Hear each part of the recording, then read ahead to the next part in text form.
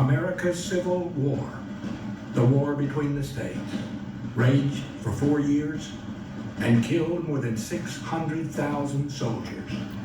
It involved young men and their families from every corner of the country, from Maine to California, from Florida to Arizona.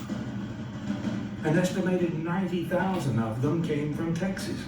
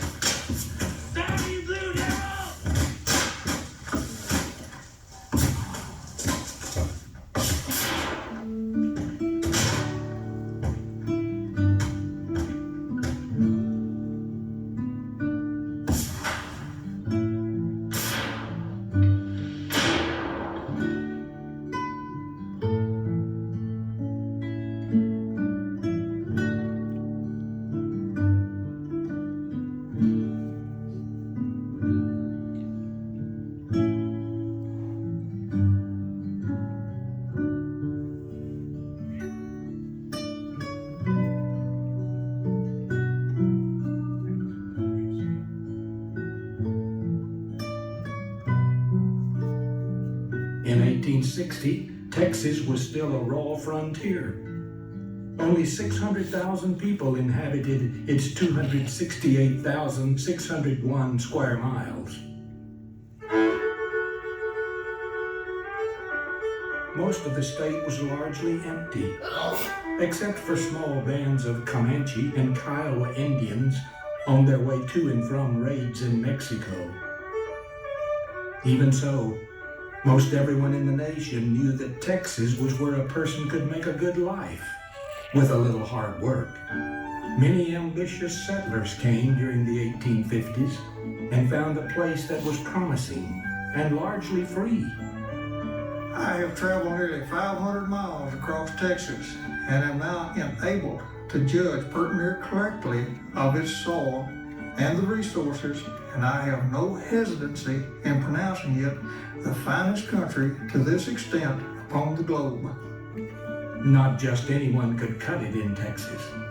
Those that fear combat are neither constitutionally, morally, nor physically qualified to become citizens of such a dangerous country, either in war or peace.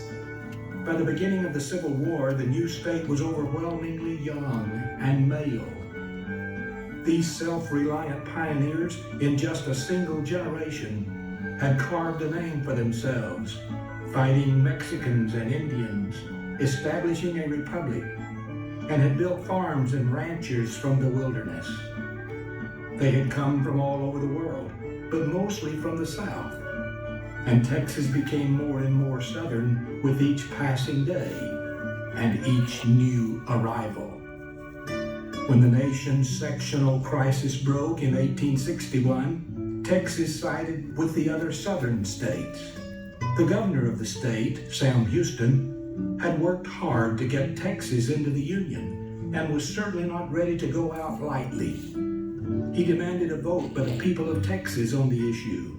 Texans passed the issue overwhelmingly, and Sam Houston, one of the framers of the state, resigned, not wanting to be a part of what he considered a grand tragedy.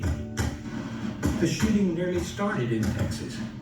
In 1861, there were more federal troops in Texas than any other state.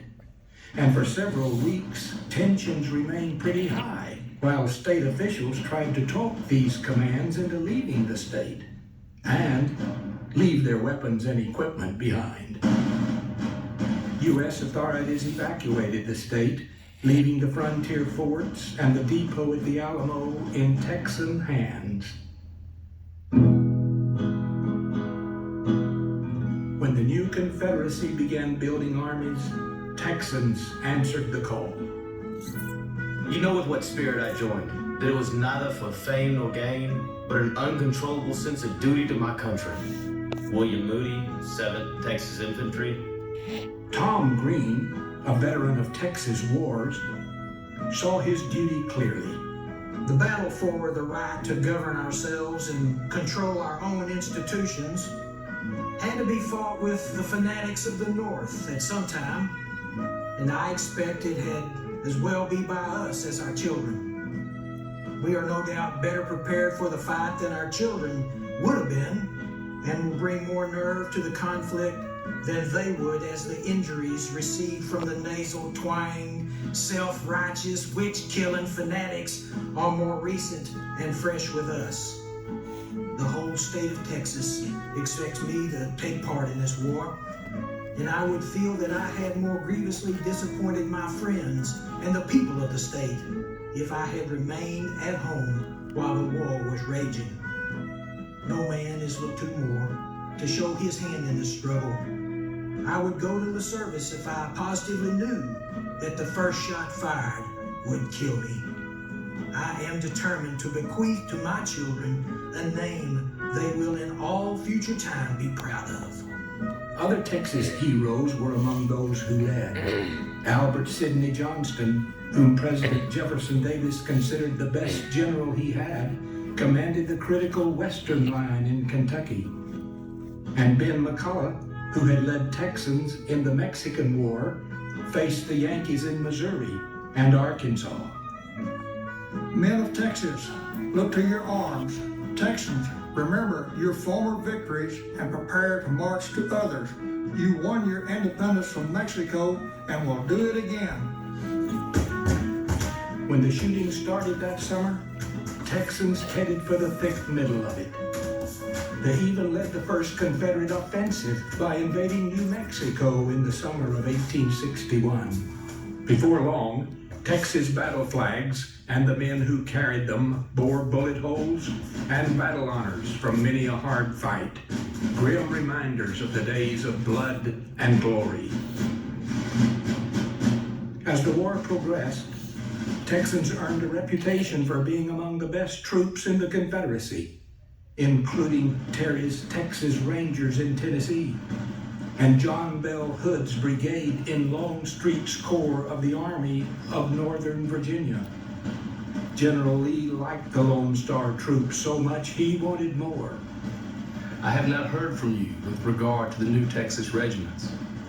I need them very much. I rely upon those we have in all tight places. They have fought grandly and nobly, and we must have more of them. With a few more such regiments as those which Hood has now, I could feel much more confident. Texans, troops of other states have their reputations to gain. The sons of the defenders of the Alamo have theirs to maintain. I'm assured that you will be faithful to that trust. Jefferson Davis. But Texans weren't just upholding their honor on distant battlefields. Only 2 Confederate state capitals never felt the tramp of Union boots during the war: Tallahassee, Florida, and Austin, Texas. It wasn't because the Yankees didn't try. The first time federal forces tried to invade was in late 1862, when a naval expedition captured the largest city in the state, Galveston, and blockaded the port at Sabine Pass. They also bombarded Corpus Christi. In the fall of that year, things looked bleak. Everyone expected a full-scale Union invasion in the coming months, and most feared the outcome. My worst fears have been realized. The coast of the serverless state of Texas has been surrendered to the enemy without a blow struck in its defense. I cannot express the deep grief, the shame, the crushing humiliation with which I was overwhelmed at the reception of this disastrous intelligence. Where was the proud Texas chivalry displayed at the Alamo, San Antonio, Concepcion, San Jacinto, Oak Hills, Elkhorn, Williamsburg, the Chickahominy, Manassas, Sharpsburg, upon every bloody field? The veteran Texan didn't have to fret long. the Confederacy sent General Prince John Magruder to right the situation in Texas, and he did it with flair. Taking old river steamers and re-equipping with cotton bale armor, Magruder used his so-called cotton-clads to make a land-sea attack on the Federals at Galveston. On New Year's Day, 1863, he whipped the Federals soundly, and Commodore Leon Smith captured one warship, the Harriet Lane, 2 supply vessels, and nearly 300 prisoners, besides scaring the Federals into destroying their grounded flagship, the Westfield.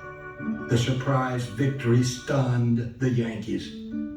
I found Admiral Farragut in the dumps about the Galveston affair. His professional pride seemed to be touched. It was certainly well done and well planned by the Confederates. General Banks also seems to be low-spirited and accepts the certainty of the fall of the Republic. I do not see myself what ground there is for hope.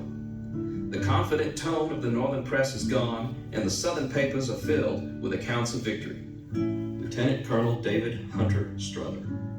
The New Englanders captured that day couldn't believe that they had been beaten by such shoddy-looking characters. They had all kinds of arms, but the most curious thing about them was their dress. There were no uniforms, but everyone was dressed in homemade clothes. Some were decked out with tassels and feathers like so many Indians, and they appeared like a party of savages. Many of them wore blankets, which were of all colors and descriptions. Some had only a piece of old carpeting tied on with a string. The greater part of them had long hair reaching to their shoulders. Their hats were also of all shapes and sizes, from the deerskin skull cap to the 1.5-foot brim straw hat. Many had on moccasins instead of shoes. They were wild with joy at the result of the battle. We were the first troops which had landed in their state, and they had captured us at the first attempt. How they cheered. None of our good old Yankee hurrahs, however, but a sort of war whoop, and on every side resounded their wild, triumphant Yahoo! Happy New Year, shouted someone. Yes, happy to you, but not to us, we thought. Private George Fisk, 42nd, Massachusetts. Magruder pulled off a similar feat just 2 weeks later at Sabine Pass, destroying 2 Union blockaders there and reopening the port. He couldn't have been prouder of his Texans. The Federals tried again. At Sabine Pass on September 8, 1863, Captain Frank Odlum, Lieutenant Richard Dowling, and a group of about 60 determined Texans in a unit called the Davis Guards used 6 guns and a whole lot of guts to turn back a Union invasion of 5,000 men and 4 gunboats, capturing 2 of the Union warships in the process. It was the kind of disaster that caused the New York Stock Exchange to fall, and Northerners to howl at their misfortune. Grateful citizens of Texas, led by a Houston priest among others, raised funds to create medals out of silver dollars for each of Dowling's men, each one suspended by a green ribbon. On one side was a Maltese cross with DG for the unit's name, the Davis Guards, and Battle of Sabine Pass, September 8, 1863, on the other side. These were the only medals officially authorized by any Southern entity during the entire war, and are among the most rare of Confederate artifacts. The Yankees did manage to take a little bit of Texas later that year. They captured the windswept sand dunes of Padre and Mustang Islands, the town of Brownsville, and not much else. Even though many Texans served among their cousins and kinfolk in Virginia and Tennessee, most served in Louisiana, Arkansas, and Texas. It was a practical matter. The battles of Texas will be fought in Louisiana. There it behooves us to strike for our homes. Houston, try weekly. The fall of the Confederate Mississippi forts at Vicksburg and Port Hudson, Louisiana, forever stopped the flow of significant numbers of Texans from heading east to Virginia and Tennessee. Even so, most Texans preferred staying closer to the Lone Star State anyway. I didn't come to Arkansas to die. I think God would never resurrect me from here. Das Leben ist ziemlich langweilig und mein einziges Vergnügen ist es, am Heim zu denken. Du hast geschrieben, dass ich zu Hause sein könnte, wenn die Pfirsiche reifen. Ich glaube aber, dass die Pfirsiche vielmals reifen werden, bevor wir endlich nach Hause kommen. Joseph Faust, 7. Texas Kavallerie. Texans serving in these states fought off a determined Union invasion in 1864, handing the Yankees one of their soundest drubbings of the war. The Red River Campaign was certainly one of the high points for Texans in Confederate service. Union General Nathaniel P. Banks and 50,000 troops, along with a huge fleet of gunboats, headed for Shreveport, Louisiana, and Texas beyond.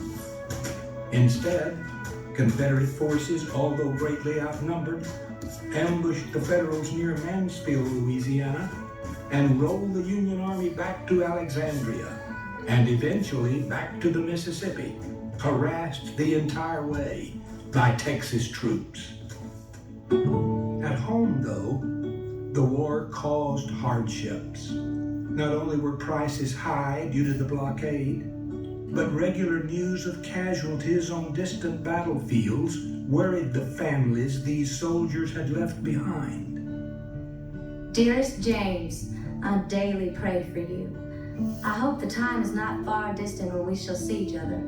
But if not permitted to me any more in this world, I believe and hope we will meet in heaven. And oh, the thought of meeting our loved ones where there is no more parting forever, it fills my soul with warm emotion. Oh, I'm so tired of this war. I've worked harder since this war commenced than I ever did before. I do wish the whole Yankee nation would sink and become an ocean of water. I do hate the cowards. I wish them all the bad wishes I can think of. If I was a soldier, I never would take any prisoners. I would kill all I could.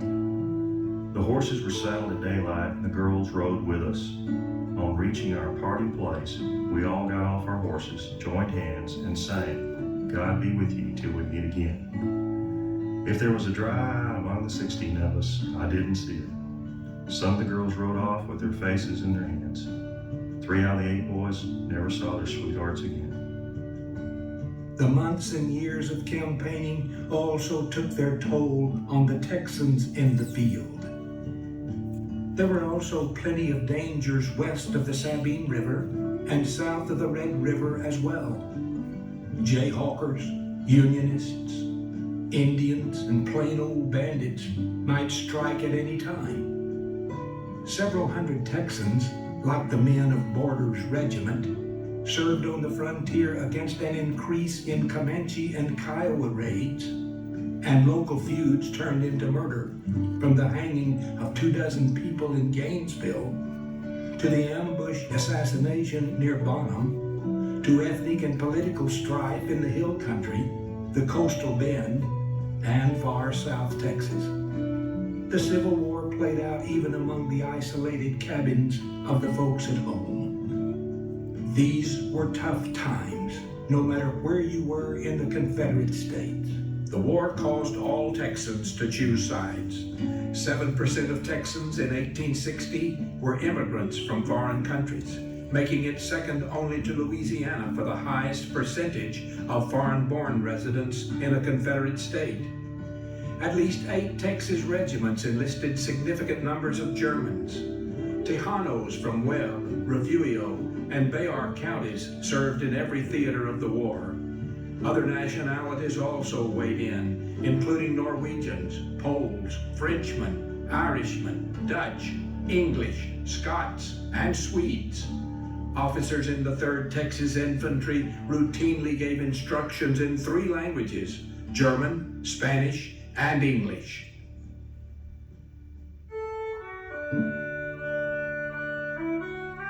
by the summer of 1864, Texans serving east of the Mississippi were fighting in the final cataclysmic struggles of the Confederate Army of Northern Virginia and the Army of Tennessee.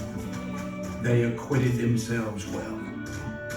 General Robert E. Lee considered the 3 regiments of Texans with him to be his best troops. Never mind the raggedness. The enemy will never see the back of my Texans.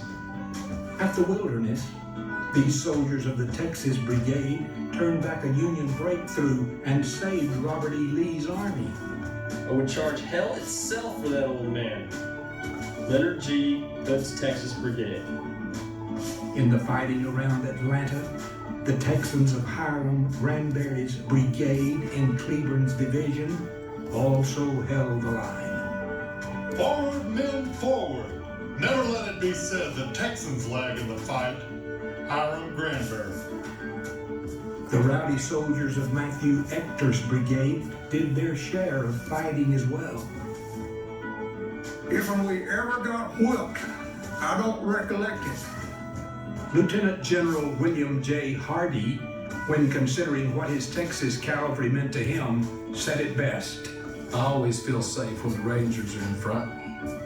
At Franklin, Tennessee, Texans did their duty and made a valiant assault against long odds, an ill-advised attack by any estimation that became the Lone Star equivalent of Pickett's charge.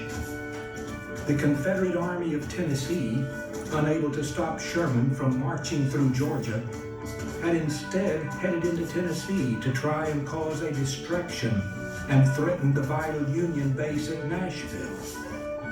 Instead, the Confederates ran headlong into a Federal blocking force at Franklin. The Southerners launched an all-out assault to try to move the Bluecoats, but the resulting carnage, 6 generals dead, including Pat Cleburne and Texan Hiram Granberry, and thousands of sorely needed troops killed or wounded, the attempt proved much too costly. East of the Mississippi, the Yankees just steadily ground down the Confederate forces, including the Texans.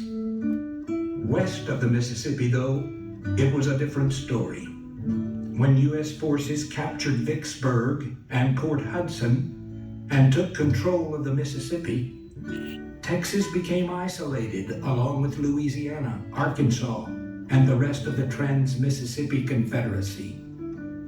After the Southern victory in the Red River Campaign, the majority of Texans in Confederate service found themselves largely idle and did not participate in any major campaign for the remaining 11 months of the war. Union gunboats prevented them from going east and lending a hand to the troops fighting and dying there. The last fight worthy of being called a battle during the Civil War occurred on Texas soil. A Union expedition of white and black soldiers moved inland to capture Brownsville and were repulsed at the Battle of Palmetto Ranch in early May, nearly a month after the main rebel army had called it quits in Virginia and North Carolina. When the Confederacy collapsed in 1865, Texans returned to their farms and ranches to rebuild their lives. On June 19, U.S. General Gordon Granger arrived at Galveston, Texas, to reassert federal authority in the state. He also read a statement announcing to the slaves of Texas that they were forever free. Texas faced a far different future than the past that had been left on the battlefields of the Civil War. As these former Confederates returned home, they discovered that the cattle on the Texas range had done a good job of getting along without their owners, and hundreds of thousands roamed the prairie and the thickets. Enterprising men, having been hardened by war, rounded up these cattle and drove them overland to distant markets, selling Texas beef to hungry Yankees. Before long, Texas, unlike the rest of the former Confederacy, was booming, and cow towns like Fort Worth stood in stark contrast to the burned out wrecks of Richmond, Virginia, Atlanta, Georgia, and Alexandria, Louisiana. Texas once again resumed its place as the land where a person could make a future, and former Confederates from all over the South began migrating to Texas to start over. They hung a sign, GTT, for Gone to Texas, on their cabins, then headed west. The numbers of farms started in Texas by newly arrived Southerners increased 2,000% in the 15 years after the war. Heritage organizations like the United Confederate Veterans, the Daughters of the Confederacy, and the Sons of Confederate Veterans thrived in Texas, nourished by the talents of men and women who arrived from across the South. Their names still lay across the land. 29 counties in Texas bear names that are in some way directly related to the Civil War. Several Lone Star cities also honor Confederates or their leaders. And of course, there are the old Texas cemeteries. Here, from El Paso to Orange, from Pampa to McAllen, even casual observers will read weathered headstones with the names of Confederates who may have been born in another state and served in its regiments, but lived in Texas in their later years. In the end, Texas did its share in the Civil War and emerged a stronger place than it had been going in. Its men had done what Texans have done from the beginning. They fought, and fought well, in the cause of their country. They returned with their honor intact from having done their fair share. And since they had ably kept the Federals from invading, they returned to intact homes and cities, which also attracted former comrades from other states. The Civil War, America's war between the states, created the conditions that would launch Texas into decades of prosperity and development. In many ways, it set the stage for the Texas we love today.